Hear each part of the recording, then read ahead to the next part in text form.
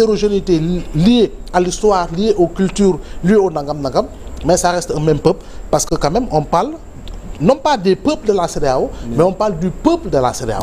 Donc loolu tam c'est important. C'est important. Alors merci beaucoup Abdoulaye Mbow campel na ma débat bi par rapport ak li nga xamante ne ni moom mooy CEDEAO ak yenn ci dëkk yi beru mais lu mu ci mënti doon Eli sunu président ñun ñëpp di sénégalais yi rawatina yéen seen président yéen waa ñi nga xam mooy waa Pastef jiital naa ko ni ñun suñ président nee naa ñun suñ président waaye fi mu génnee mooy ci parti Pastef donte ne bàyyi na lépp lu soxal ay activité politique am ci parti bi mais teewul mu ngi gunge ba tey comme président d'honneur mais lu mu ci mën di nekk lan ma war a nekk taxawaayam moom le président de la République son excellence Bassirou Diomaye Diakhar Faye ci coow li dox ci diggante CEDEAO ak yenn ci dëkk yi nga xamante ni bañu beru nañ mais Djibi nous sommes à l'ère des grands ensembles fu mu toll nii dafa maanaam période boo xam ne ku nekk dafay xëcc jëmale sa kanam dañ ko weesu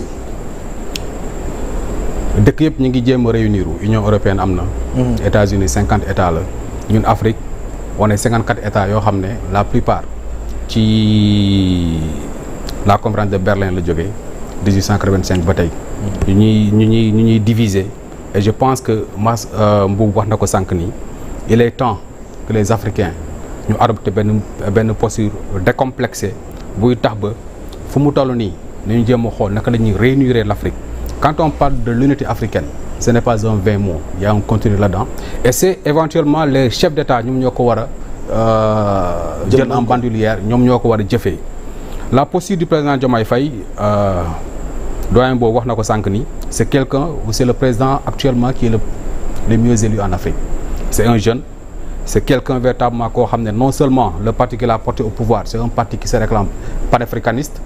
te boo ko seetloo dañoo changer aussi suñu sigle au lieu de patriote du Sénégal ainsi de suite on a dit patriote africain du Sénégal ça montre que fu mu toll ni ñun on a des relents panafricains yoo xam ne fu mu toll ni moom la ñu bëgg mettre en exergue te loolu nag moo tax ba lépp loo xam ne dina ko jéem pour que Afrique doon benn pour que les pays de l'AES ñu bañ a beru ñu indi leen encore avec cette menace terroriste là nga xam ne mi ngi à nos portes te bu jógee Mali inéluctablement mën na dugg Sénégal te mën na déstabiliser toute l'Afrique de l'Ouest te commencé na ko déjà il faudrait à un moment donné aussi c'est vrai que CEDEAO am na ay manquements yoo xam ne aussi moom moo yóbbu moom moo tax ba les présidents de ces pays là bëgg a beru parce que nag ñi ngi nekkoon ñoom ñëpp sous la tutelle de la France heureusement que ñoom ñëpp génne nañ France et que inchallah France dina génn ci pays africains yëpp parce que nag il est temps que nous soyons les maîtres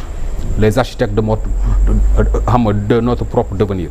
Président Bassirou Diomaye Faye lii muy liggéey nii en Afrique c'est par rapport à une posture régalienne une posture légaliste boo xam ne mais une posture boo xam ne en fait c'est son élection moom wax ko permettre.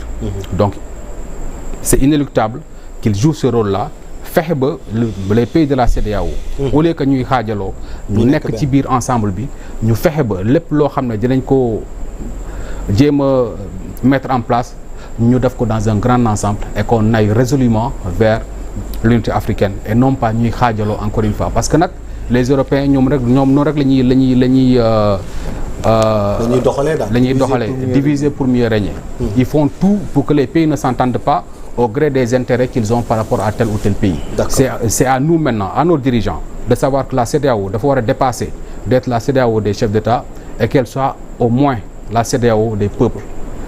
doyen wax na ko sànq ni par rapport ak les coups d'État militaires yu ñuy ŋaññ mais ñoom aussi ils font pire avec les coups d'État constitutionnels yoo xam ne un président peut-être démocratiquement élu mais malheureusement dafay dem ba pouvoir xaw a yëg ci bopp bi mu am la boulimie du pouvoir mu jëm exercer 3e wala 4e mandat et loolu aussi véritablement moo tax les populations elles-mêmes en fait se sont un peu désolidarisées moo tax nag à un moment donné ñoom en fait en tant que CEDEAO ñoo war a repenser encore une fois la CEDEAO elle-même ñu indi fa ay dispositions yoo xam ne dina tax ba ku nekk rek mën a méngoo ak sa réalité dëkk mais mu doon un ensemble boo xam ne moom la ñu war a dem. C'est important Eli Joseph Koli chargé de communication bu Pastef ca Kaolack Mass Mboup panafricaniste bi déjà le président Diomaye ni ma ko Abdoulaye Mbow waxee ak ni ma ko Eli waxee donc xaw naa ci comprendre un peu mais ndax dafa war a Sénégal gi mu jiite nekk du côté de pays yi nga xamante ne ni ñoom ñoo beru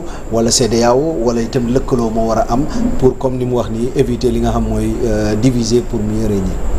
waaw mais xam nga man dama jàpp ne CEDEAO ñu ngi ko créé ban année le 28 mai 1975 à Lagos. CEDEAO bi ñu jëlee CEDEAO ba léegi ban pas la CEDEAO teg nga xamante ne jariñ na les communautés africaines. kan moo nekk ci ginnaaw CEDEAO pourquoi bi président Bassirou Diomaye falo ñu bëgg ko dénk def ko njiitu CEDEAO lan moo taxoon loolu. lan moo taxoon yow. xam nga da nga gis le Mali dafa tombé ci coup d'état. effectivement. maanaam junte militaire ñoo ko géré. Burkina daanu ci loolu. Sénégal am révolution bi fi amoon. li am Sénégal ñëpp xam ne révolution la. c'est clair. on a une jeunesse qui est éveillée. décomplexée bu jël son destin en main wax ne li fi doon am dootu fi amaat. moo xewoon Mali avec le mouvement M5 avec l'imam Dicko. tout à fait. loolu aussi moo xewoon Burkina ba aussi ñu gis ne jël nañ ca responsabilité. moo demoon bay xew Tchad aussi.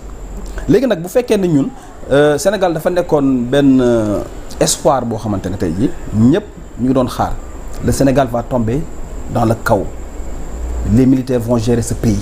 ñëpp yaakaar ne avec la dictature du président Macky Sall Sénégal dafay tomber ci armée bi ñoo koy gérer. parce que Mali daanu na ci Burkina daanu na ñu ngi xaar Sénégal léegi nag espoir. bi nga xamante ne Sénégal suscité na ko en Afrique. foog ñu teg ci baaraam. parce que dafa am loo xamante ne tey jii dafa am discours de changement discours de souveraineté. bu am benn leader bu tudd Ousmane Sonko indi. jébbal ko au-delà des Sénégalais mais des Africains. léegi nag dafa am loolu dafa am impact bi mu am au niveau des Africains. au niveau de la communauté africaine. tout à fait. ñuy xoolee Ousmane Sonko wala ñuy xoolee président Bassirou Diomaye Faye wala le projet PASTEF un vent de changement un vent de souveraineté bu war a mën a ñëw pour soppi Afrique ni muy doxee. il y avait pas une opposition au Sénégal. pas au Sénégal. ou en Afrique un opposant mais qui défiait la France. man gisuma kenn ku dul Ousmane Sonko moo doon taxaw défier la France. leeral ubbi bëtu africains yi wax leen nu ñuy def ba am suñu souveraineté di waxtaanee rupture mais la CEDEAO je suis désolé mais la CEDEAO man je crois que CEDEAO France laa ko tuddee. parce que ñëpp xam nañu c'est la France qui est derrière la CEDEAO. tout à fait. la CEDEAO mais li muy liggéey c'est au solde de la France et de ses intérêts. loolu il faut mu clair Guy Marius Sagna qui est un député mais bi mu demee fële lu Togo lu ñu ko def. lan moo tax ñu def ko loolu. ses positions. parce que par ses positions tranchées.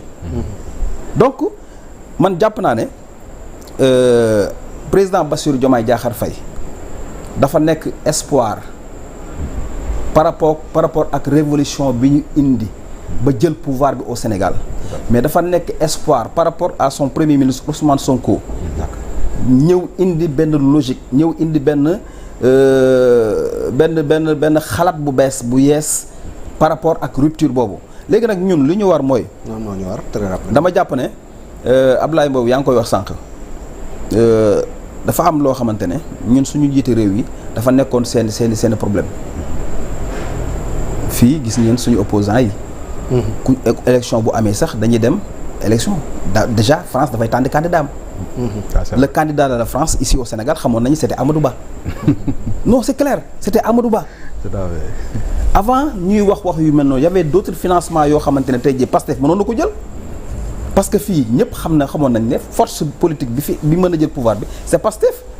donc Pastef mënoon na am na ñu ko doon tàllal loxo muy d'autres forces étrangères mais Pastef a refusé tous ces financements pour montrer l'exemple à la jeunesse africaine que ñun ñoo war a jël suñu responsabilité ñun ñoo mën a développer Afrique. kon Bassirou Diomaye Faye moom maanaam catalyseur la mais koo xamante ne tey jii moom moo mën a nekk au centre pour mën a dajale. l'effritement des intérêts yi nga xamante ne africains yooyu. moom moo ko mën a taxaw dajale africains yi autour de l'essentiel. kon mais aussi bu mu tomber ci benn piège. c'est important. bu mu tomber ci piège du CEDEAO parce que c'est des manipulateurs encore une fois c'est des gens qui sont là pour le solde de la France encore une fois terrorisme bi ñuy wax di ko wax Burkina di ko wax Mali mais terrorisme boobu ñan ñooy former les militaires terroristes là ñan ñoo leen di fournir arme ñan la ñu bett Mali ñuy sàcc or ñoom la de mais c'est la France donc man je dis que ne bokk na ci décision majeure yu ñu war a jël mooy l'exclusion totale et sans délai de l'armée française mais dans les sols sénégalaises. D'accord, c'est important. Abdoulaye Pathé balaa may ñëw ci jëwriñ moom question ba spéciale laa lay jox moom mais en attendant yow Abdoulaye sa appréciation par rapport ak point bi nga xamante ne ni soulevé nañ ko le temps ma ñëwaat ci Abdoulaye Mbow pour Djibi man xam naa damay démarrer samay propos ak li Baye Niass waxoon lan la Baye Niass c'est-à-dire l'Afrique aux Africains maa wax bu am solo la Baye Niass waxoon xam nga Djibi ces nouvelles autorités ba ñuy ñëw ministère bi xam nga nan la tudd ministère des affaires étrangères et des Sénégalais de l'extérieur mais ñoom ba ñu ñëwee dañ ci yokk de l'intégration africaine et c'est important c'est-à-dire pour man loolu ñu si yokk noonu rek pour man